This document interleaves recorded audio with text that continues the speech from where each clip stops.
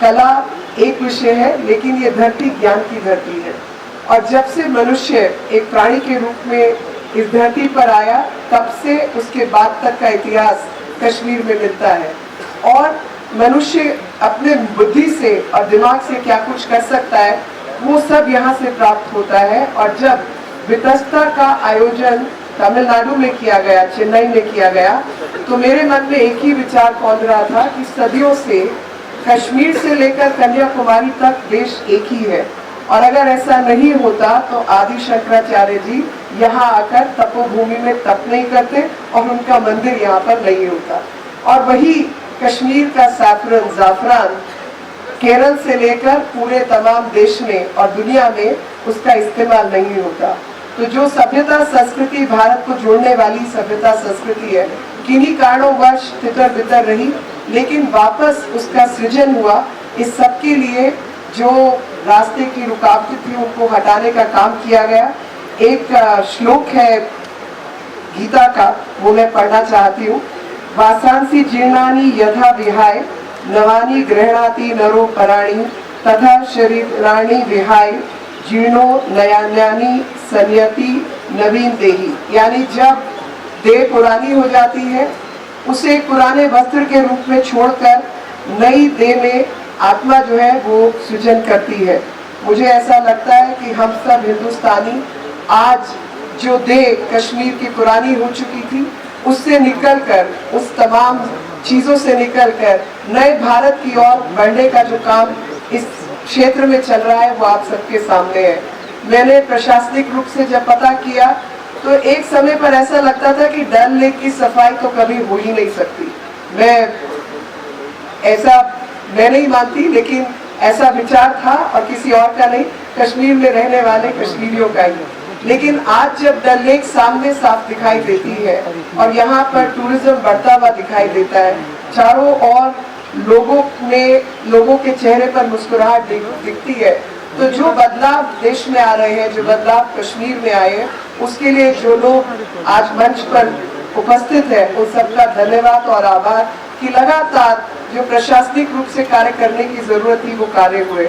आज समय नहीं है राजनीतिक बात करने का, लेकिन हाँ इतना जरूर कहूंगी, जिन लोगों ने ये कहा था कि कश्मीर में अगर 370 हटी तो तिरंगा उठाने वाले लोग नहीं मिलेंगे, तो आपको बताना चाहती हूँ कि हर घर तिरंगा में सबसे ज्यादा तिरंगे जो है वो कश्मीर में लगे। ये संदेश भी देश के लिए होना चाहिए। साथ ही जिस प्रकार से व्यवस्थाओं को बदला गया है, गुड गवर्नेंस किसको कहा जाता है, वो कश्मीर की धरती से आवाज आई है। ये वही ज्ञान की धरती है जहाँ से ज्ञान माँ शारदा के रूप में निकलता था। आज यहाँ पर सब कुछ डिजिटाइज होने के बाद कोई अफसर कुछ फाइल पर गलत नहीं कर सकता, कोई फाइल गायब नहीं कर सकता, कुछ गलत लिख नहीं सकता, लिखेगा तो पकड़ा जाएगा। और जिसकी पंचायत में जो काम होना है, जो स्कूल बनना है, जहाँ पानी की व्यवस्था होनी है, हर घर नल से जल पहुंचना है, या किसी ने लोन के लिए अप्लाई किया उसको लोन मिलना है, जो भी तमाम व्यवस्थाएं सब कुछ डिजिटाइज होने के कारण जो भ्रष्टाचार था वो भी समाप्त हुआ और लोगों के दुख के निवारण का भी समय आज आया। और पंचायतों की रेटिंग कार्य के आधार पे हुई, अफसरों की रेटिंग कार्य के आधार पर हुई। मुझे लगता है कि एक इतना बड़ा उदाहरण देश के सामने कश्मीर ने प्रस्तुत किया है, जिसकी जितनी प्रशंसा की जाए उतनी कम है। आज जब बैठे हुए मैं सोच रही थी तो मेरे मन में बार बार आ रहा था कि जब पुरानी चीजों को छोड़ा जाता है, लेकिन पुरानी जो हमारी आस्थाएं हैं उनको जीवित रखा जाता है। दुनिया भर में जिक्र होता है ग्रीस के नाटक की परंपराओं का, लेकिन बहुत कम लोग जानते हैं कि 1st सेंचुरी BC से लेकर 2nd सेंचुरी AD के समय में कश्मीर की धरती पर अभिनव गुप्त हुए थे और अभिनव गुप्त ने नाट्य शास्त्र के ऊपर अपनी रचना लिखी है। मतलब इट्स अ ट्रीटाइज ऑन नाट्य शास्त्र।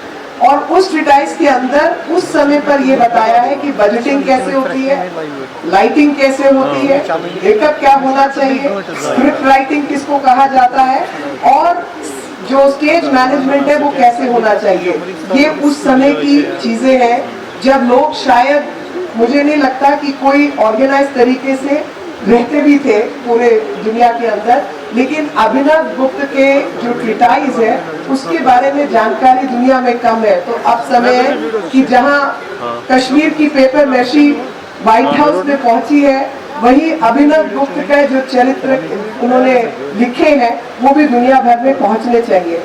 हम सबको स्कूलों में पढ़ाया गया कि राज तरंगिनी कालाहन ने लिखी, और जो कश्मीर की स्ट्रीम ऑफ राजास मतलब कश्मीर की राजाओं की कहानी है, बस इतना मात्र हम लोगों ने अपने स्कूलों में पढ़ा।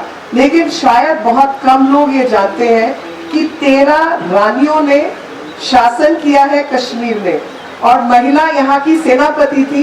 ये शायद जानकारी सबके पास नहीं है, जो कि कालाहन ने अपनी राज तरंगिनी में लिखा है। तो जब महिला सशक्तिकरण की बात हो तो कहीं ना कहीं कालाहन की राज तरंगिनी के जो जिक्र है वो भी पूरे देश दुनिया में फैलने चाहिए, और सबको पता चलना चाहिए, कश्मीरियों को भी पता चलना चाहिए कि कितनी बड़ी विरासत के वो मालिक है।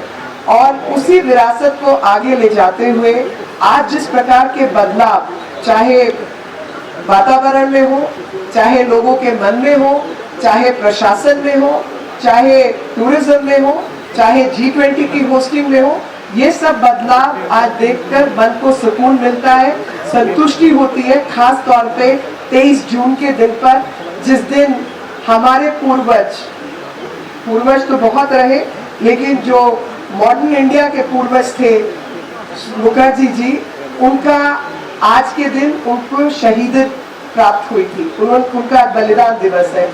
तो मुझे लगता है कि हमारे पूर्वजों ने जिस चीज के लिए शहादत दी, आज उनका सपना पूरा करने का काम नरेंद्र भाई मोदी और अमित भाई शाह ने किया है, जिसके लिए हम इनके आभारी हैं कि वो हमारे पूर्वजों के सपनों को जो आपने पूरा किया, इसकी दुआ आपको चारों तरफ से मिलेगी। और खास तौर पे जो न्यायपूर्ण व्यवस्था की तरफ कश्मीर की जनता पहुंच रही है और न्यायपूर्ण शासन लोगों को मिल रहा है, उसके लिए भी पूरा देश दुनिया आपकी बेहतरी की कामना करेगा। इन्हीं शब्दों के साथ बहुत बहुत आभार। जय हिंद, जय भारत।